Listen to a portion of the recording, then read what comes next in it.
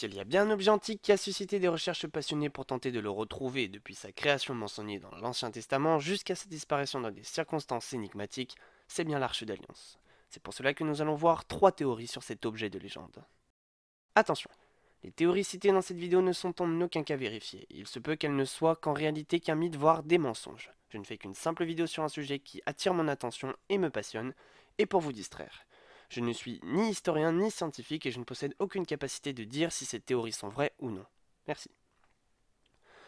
Tout commence dans le livre de l'Exode, avec la fabrication de ce coffre par les Israélites dans le désert du Sinaï. Il fut destiné à transporter les tablettes des 10 commandements dont vous devez connaître probablement l'histoire. Si vous ne la connaissez pas, aucun problème, une vidéo sera faite sur ce sujet.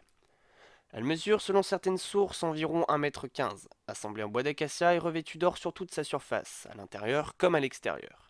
Ce coffre sacré est entouré par une couronne dorée, possède 4 anneaux à ses pieds et servent à insérer 2 barres en acacia afin de pouvoir le transporter. 2 statues d'enfants ailés dorés sont placées face à face et reposent sur le couvercle. Le coffre mythique accompagna les Hébreux durant leur exode et la conquête de Canaan, avant d'être finalement déposé dans le temple de Jérusalem par le roi Salomon. Après sa livraison dans le sanctuaire, la Bible n'en fait pratiquement plus mention, et seul le prophète Jérémie semble avoir eu l'idée de le cacher au moment de la prise de Jérusalem par les Babyloniens. Depuis cette époque, nul ne sait ce qu'il est advenu de l'Arche d'Alliance. Diverses hypothèses furent avancées, suscitèrent des prospections et des récits d'exploration parfois sensationnels, mais plus ou moins crédibles et sans réelle preuve. Sans réelle preuve de savoir si cette Arche d'Alliance existe réellement.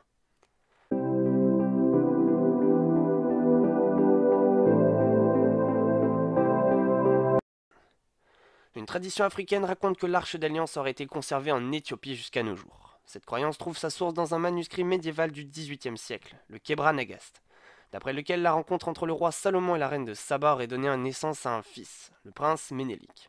Celui-ci serait retourné quelques années après à Jérusalem où il se serait emparé de l'arche et l'aurait rapportée en Éthiopie. La ville d'Aksum possède aujourd'hui une chapelle prétendant abriter le fameux coffre biblique, protégé par un gardien qui en interdit l'accès. La ville éthiopienne comprend également les ruines d'un antique palais qui aurait appartenu à la reine de Saba. Mais cette théorie n'est probablement pas vraisemblable, car il faut assimiler le royaume de Saba à l'Éthiopie, hypothèse aujourd'hui abandonnée. De plus, le second livre des Chroniques raconte que l'Arche d'Alliance se trouverait encore à Jérusalem au temps du roi Josias, bien après le règne du roi Salomon. Mais cela n'empêche en aucun cas aux Éthiopiens de rester attachés à cette version des faits. Théorie qui pour moi est assez louche. Pourquoi le garde interdit l'accès à cette pièce où est supposée se trouver la mythique arche? Est-elle vraiment à l'intérieur ou alors n'est-ce qu'un mensonge?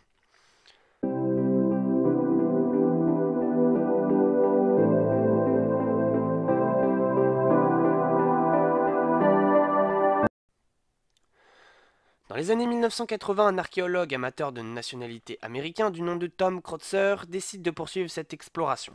Sous le mont Pisgah, à côté du mont Nebo, Kreutzer découvre un tunnel menant à une porte murée après avoir suivi la piste de ses prédécesseurs.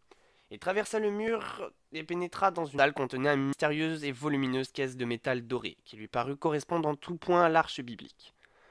Kreutzer examina attentivement l'objet sans oser y toucher, il le mesura et en prit quelques photos. Il remarqua que le plafond de la chambre souterraine était percé d'un puits vertical. Ce conduit le reliait sans doute aux ruines d'une antique église byzantine. Mais je reste assez sceptique sur cette théorie, car la photo ne montre qu'une simple caisse de couleur dorée sans les chérubins ailés qui ornent le couvercle. Ont-ils été volés ou ont-ils vraiment existé ou tout simplement est-ce vraiment l'objet tant recherché?